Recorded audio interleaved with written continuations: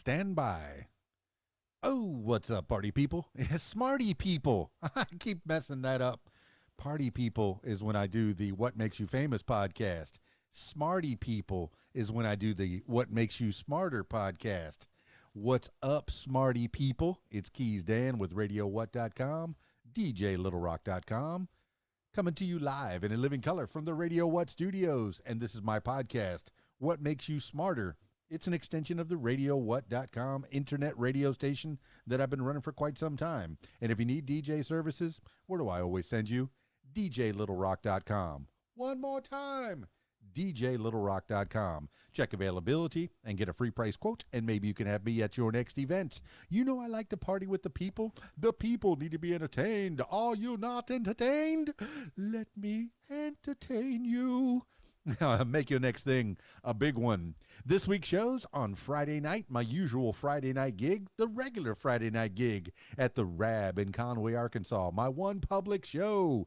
I know the rest of the week is private parties and all kinds of corporate events and, weddings for sure.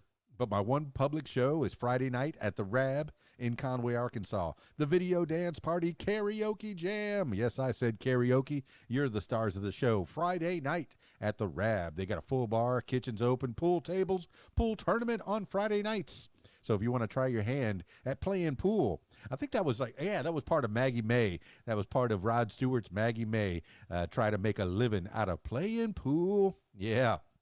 You might hear Maggie May when I'm spinning on the digital wheels of steel, the ones and twos, if you will. There's dancing available at the Rab in Conway, Arkansas, Friday nights, 8 p.m. until 12:30 in the a.m. Come on out and join me. Won't you join me? And if you'd like to tell your story or hear the stories of others, I encourage you to check out my other podcast. It's called What Makes You Famous. Find it everywhere using the hashtag What Makes You Famous. Now, on with the show.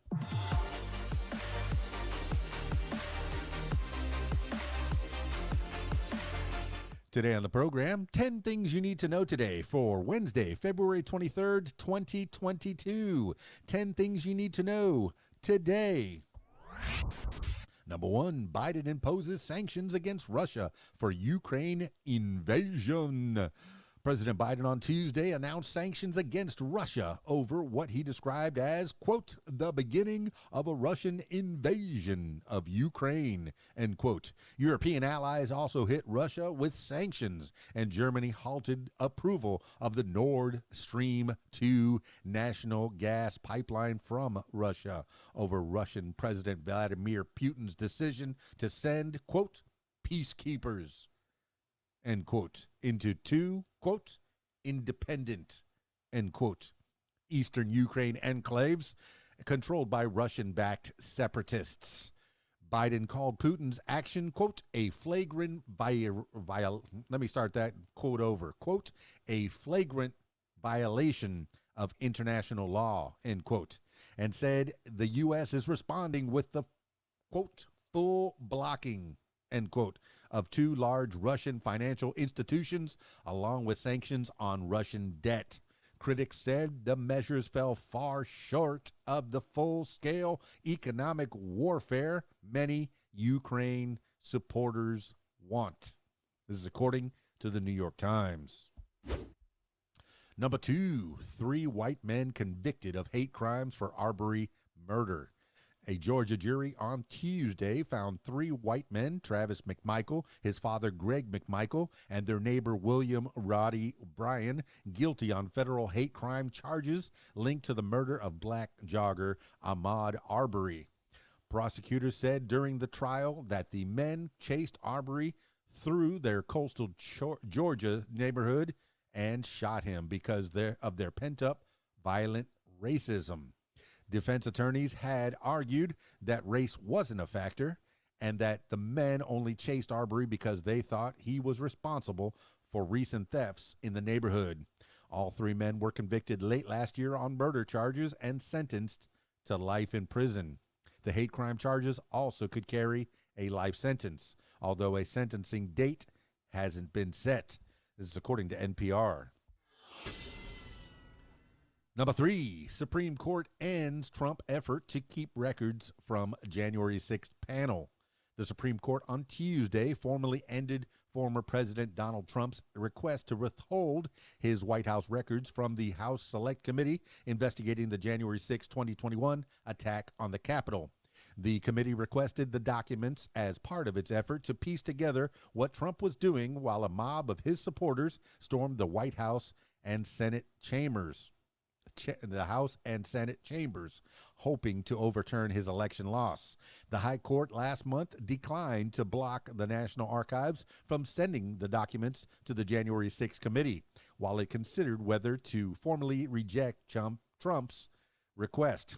Trump tried to invoke executive privilege to keep the documents from the committee, but a federal appeals court in December upheld a lower court ruling saying Trump didn't have the authority to contest President Biden's decision to let the archives hand over the material. This is according to Reuters. Number 4, Blinken cancels meeting with Russian counterpart.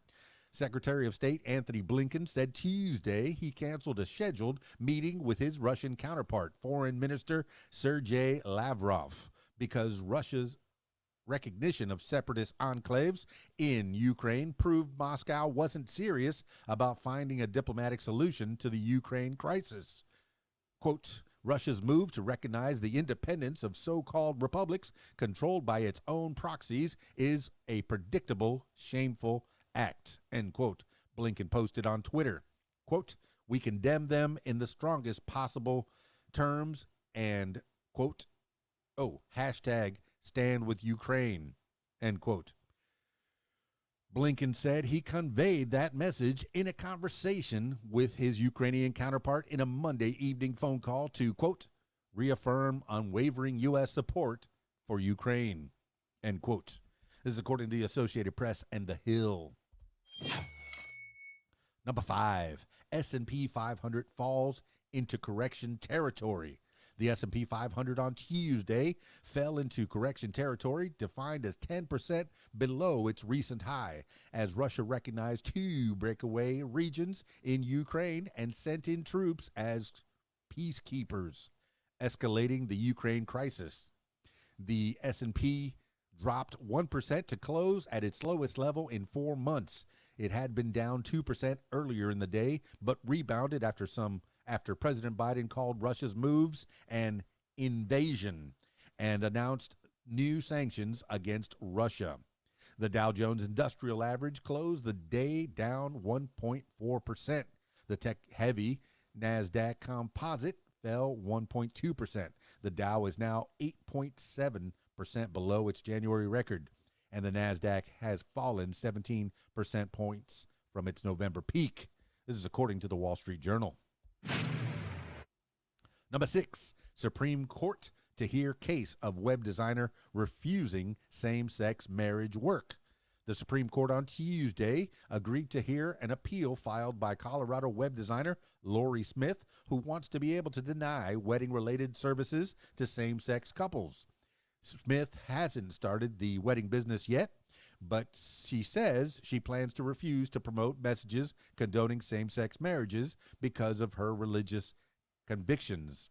In 2018, the court considered a similar clash between a Colorado baker who declined to produce a wedding cake for a gay couple, but the ruling failed to provide a clear precedent. The case gives the justices another opportunity to weigh claims of religious freedom against laws barring discrimination on the basis of sexual orientation.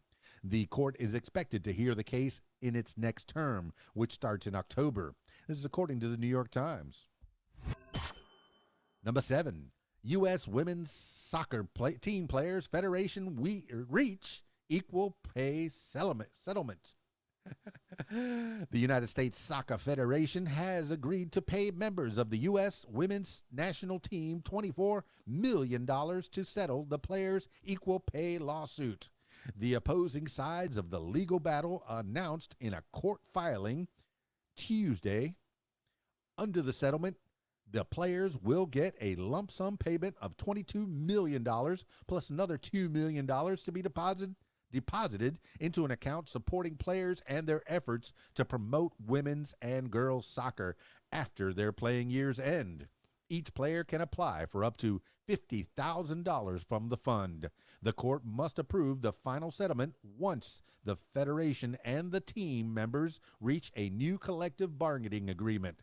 The USSF has committed to equal pay rates for members of the women's and men's national teams. Quote, "This will fully resolve the litigation," end quote, the players said in a statement. This is according to ESPN.